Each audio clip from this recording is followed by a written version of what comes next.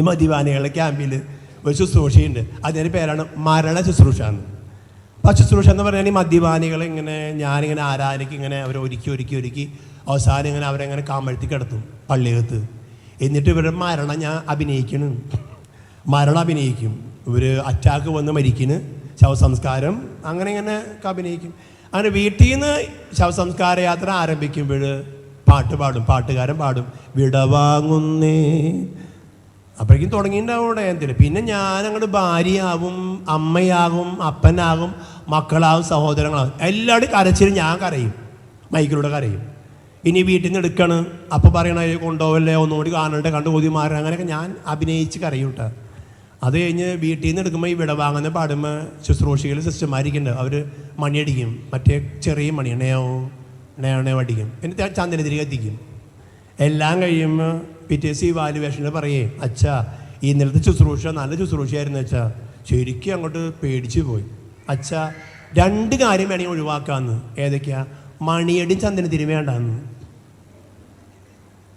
ബാക്കിയൊക്കെ നല്ലതാ, ചാച്ചന്മാരൊക്കെ നല്ലതല്ലേ, പക്ഷെ മണിയടി ചന്ദനത്തിന് വേണ്ട അച്ഛാ. ഇന്ത്യ അപ്പോഴാണ് ശരിക്കും പേടിച്ചിരുന്നു ണയാവും. കാരണം ഇപ്പോൾ ഈ മണിയടിക്കുമ്പോൾ നമുക്ക് ഇഷ്ടപ്പെടുത്തി പോവാം അല്ലേ. രാവിലെ 5:30 കുർബാനയ്ക്ക് മുമ്പുള്ള മണി, കുരിശുമണി, 6 മണിക്ക് വീണ്ടും മണി, കുർബാനയ്ക്ക് 1 മണി, ഉച്ചയ്ക്ക് മണി, വൈകുന്നേരം മണി. ഈ മണി അടിക്കുമ്പോൾ നമുക്കറിയാം കുരിശുമണിയാണ്, കുർബാനയ്ക്കുള്ള മണിയാണെന്നറിയാം. അപ്പം നമുക്ക് വേണമെങ്കിൽ എങ്ങോട്ട് വേണം പോവാം. പക്ഷേ ഒരു ദിവസം ആ മണി അടിക്കും. അത് ആർക്ക് വേണ്ടി മാത്രമാവും?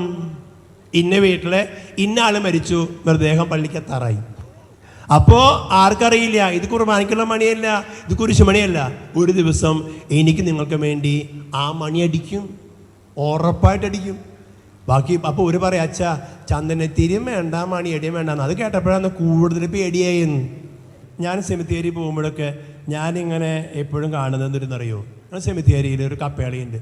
അതിനിടയിൽ 2 കുഴിയുള്ളൂ, അതിലൊരെണ്ണം എനിക്കുക. വേറെ അച്ഛന്മാരും വല്ലപ്പാടിന് ഉണ്ടായില്ലെങ്കിൽ, എനിക്ക് മുമ്പ് മരിച്ചില്ലെങ്കിൽ, ഞാൻ സെമിത്തേരി ചെയ്യുമ്പോൾ കാണുന്നത് എനിക്കുള്ള കുഴിയാണ് ഞാൻ കാണണേ. കപ്പലിൻ്റെ അടിയിൽ 2 കുഴിയുള്ള അതിൽ 1 കുഴി എനിക്കുക. അപ്പം ഞാൻ ഇന്നടക്കം ഞാൻ സെമിത്തേരി പോയപ്പോൾ ഞാൻ കണ്ടത്. അതോടെ ഞാൻ പറയുക, ഒരു കല്ലേറ് ദൂരെ നമ്മൾ ഉറപ്പായി കാത്തിരിക്കുന്ന ഒറ്റ ഇടമുള്ളൂ, അത് സെമിത്തേരിയാണ്. അത് സെമിത്തേരിയാണ്.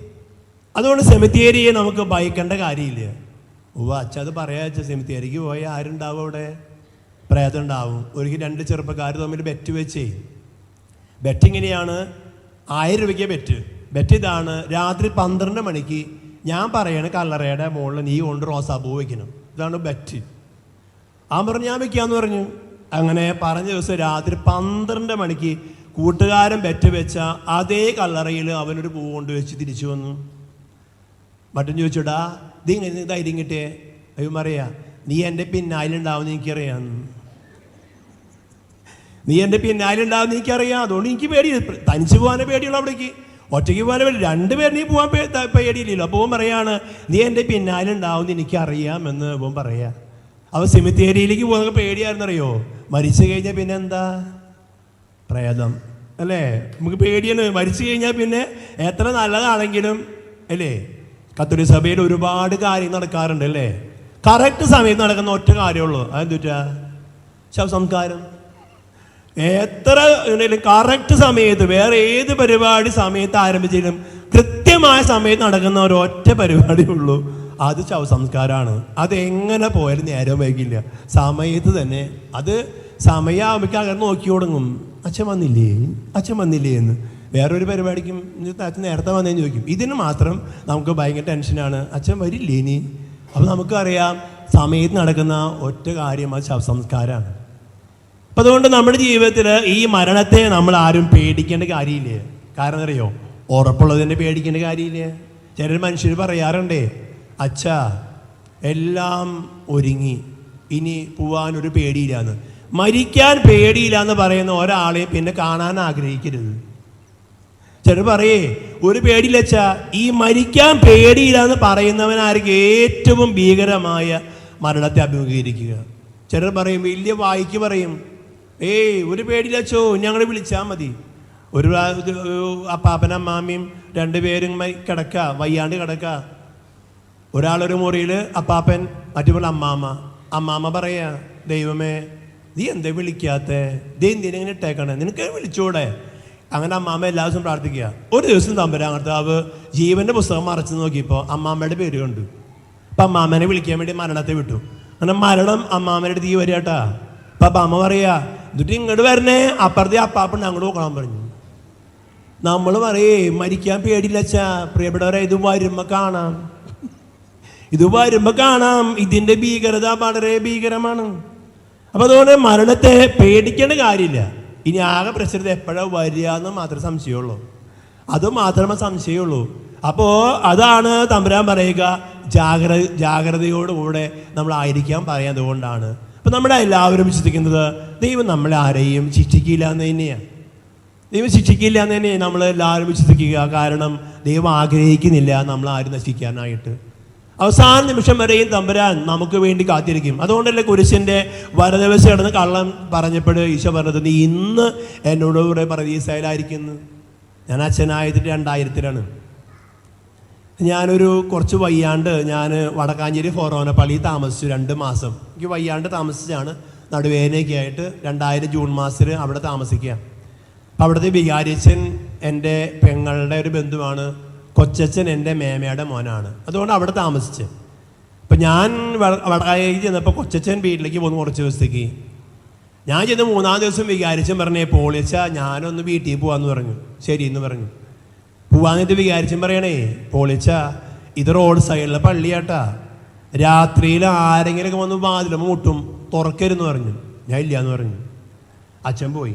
രാത്രി 7 ഒടുക്കത്തെ മഴ, ഇടിവെട്ടും മഴയും, കറണ്ടൊക്കെ പോയി. എനിക്കാണെങ്കിൽ ഒന്നും അറിയില്ല.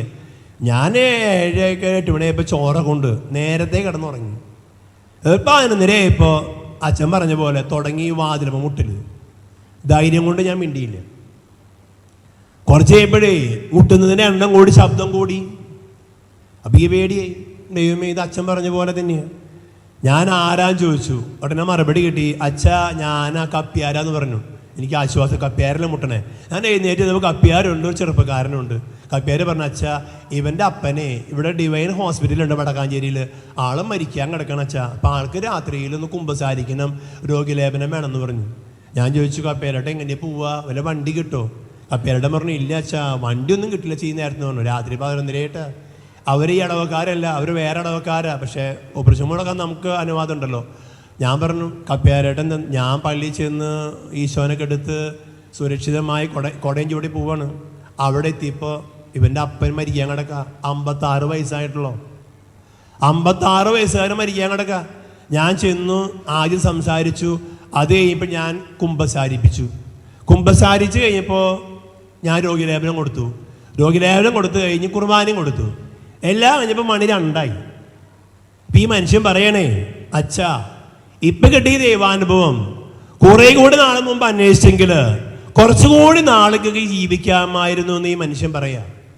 ഈ രാത്രി കിട്ടിയ ദൈവാനുഭവം കുറേ കൂടി നാളെ മുമ്പ് അന്വേഷിച്ചെങ്കിൽ കുറച്ചുകൂടി നാളൊക്കെ ജീവിക്കാമായിരുന്നു എന്ന്. പ്രിയപ്പെട്ടവരെ, അങ്ങനെ പറഞ്ഞ് ആ വെളുപ്പിന് 2:20 എൻ്റെ കൈ പിടിച്ച് ഈ മനുഷ്യൻ മരിച്ചു.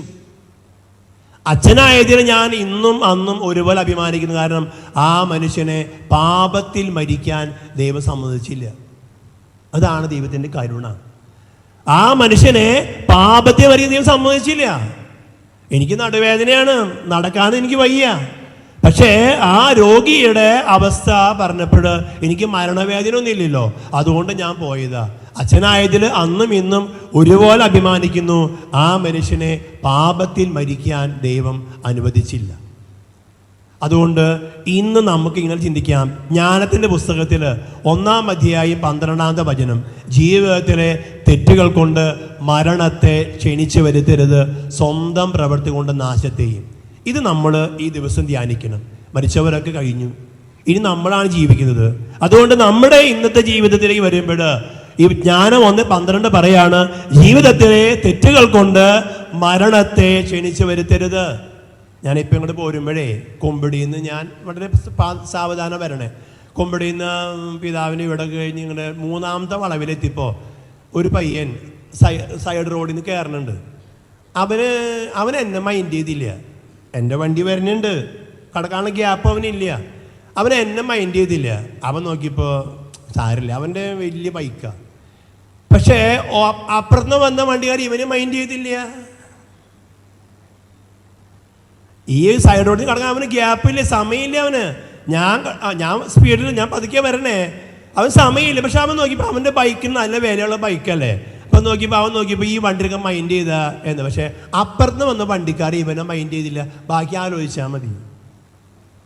ജീവിതത്തിലെ തെറ്റുകൾ കൊണ്ട് മരണത്തെ ക്ഷണിച്ച് വരുത്തരുത്, സ്വന്തം പ്രവൃത്തി കൊണ്ട് നാശത്തെയും. അതായിരിക്കട്ടെ ഈ രാത്രിയിൽ ചിന്ത.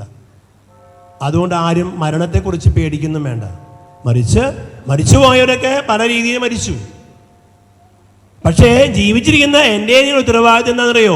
ജീവിതത്തിലെ തെറ്റുകൾ കൊണ്ട് മരണത്തെ ക്ഷണിച്ചു വരുത്തരുത്, സ്വന്തം പ്രവൃത്തി കൊണ്ട് നാശത്തെയും. ഞാൻ പറഞ്ഞ 56 വയസ്സുകാരനുണ്ടല്ലോ പറഞ്ഞത്, ആള് മരണത്തെ ക്ഷണിച്ചു വരുത്തിയതാ. അതുകൊണ്ട് നമുക്ക് ചിന്തിക്കാം. ഞാൻ അവസാനിപ്പിച്ചത് ഇങ്ങനെയാണ്: ജീവിതത്തിൽ അവസാന നിമിഷ തീരുമാനമാണ് മനുഷ്യൻ്റെ ജീവിതത്തിൽ സ്വർഗവും നരകവും സൃഷ്ടിക്കുക. നല്ല കള്ളൻ അവൻ അവസാന നിമിഷം പറഞ്ഞു, നീ എൻ്റെ രാജ്യത്ത് വരുമ്പോൾ എന്നെ കൂടെ ഓർക്കണമേ.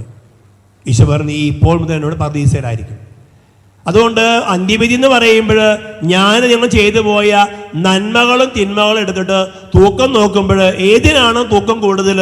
നന്മയ്ക്കാണെങ്കിൽ സ്വർഗത്തിലേക്കും തിന്മയ്ക്കാണെങ്കിൽ നരകത്തിലേക്കും നമ്മൾ വിശ്വസിക്കുന്നത്. യോഹന്നാൻ പറഞ്ഞല്ലോ, നന്മ ചെയ്തവര് ജീവന്റെ ഉയർപ്പിനും തിന്മ ചെയ്തവര് ശിക്ഷാവിധി ഉയർപ്പിനുമായി പുറത്തു വരുമെന്ന് പറയുമ്പോൾ പ്രിയപ്പെട്ടവരെ, എപ്പോഴാണ് മരിക്കുക? ഈ പ്രസംഗം എൻ്റെ അവസാനത്തെ പ്രസംഗമാണെന്ന് ആർക്കറിയാം? ഈ കുർബാന അവസാനത്തെയാണെന്ന് ആർക്കറിയില്ല? അറിയോ? എനിക്കറിയില്ല. ഈ പ്രസംഗം പറഞ്ഞത് എൻ്റെ അവസാന പ്രസംഗമാണെന്ന് എനിക്കറിയില്ല. അവസാന കുർബാന നിങ്ങൾക്കറിയില്ല. നന്മ ചെയ്ത് ജീവന്റെ ഉയർപ്പിന് പുറത്ത് വരാനായിട്ട് നമുക്ക് ഒരുങ്ങാം.